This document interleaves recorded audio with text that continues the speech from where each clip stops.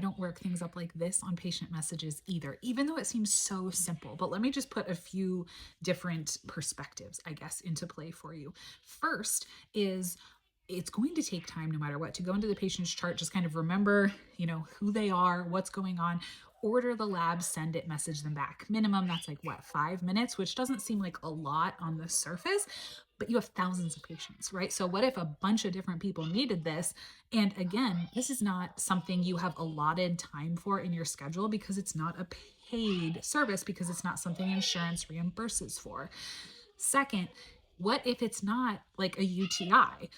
You need to ask when someone comes in for a UTI a ton of different questions to make sure, like, hey, this is what's going on, because dysuria or painful urination could be caused by a ton of different things.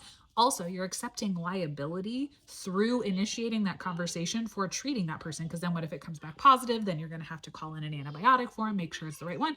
It just turns into a whole cascading thing, and they really do need to be assessed more than, hey, it burns when I pee, can you order a test for me? So on the surface, it seems so easy, but there's just a lot of other stuff that comes into it, right? And this is why same day visits are so important. And hopefully your office has them where you work, or if you're a patient, they have them there. Because you're right, this isn't something you want to wait on, but just because it can't wait doesn't mean that it makes it appropriate, unfortunately, for going through the messaging system. So I used to do this. I used to order things for dysuria. I would order all sorts of random labs over my portal. And when I tell you, this just got soul sucking with how much time it was taking. And then I learned more about liability, and I was like, oh, this needs to be a documented encounter. And this messaging doesn't really, it's forever in the chart, but it's not documentation, if you know what I mean. So I stopped doing that.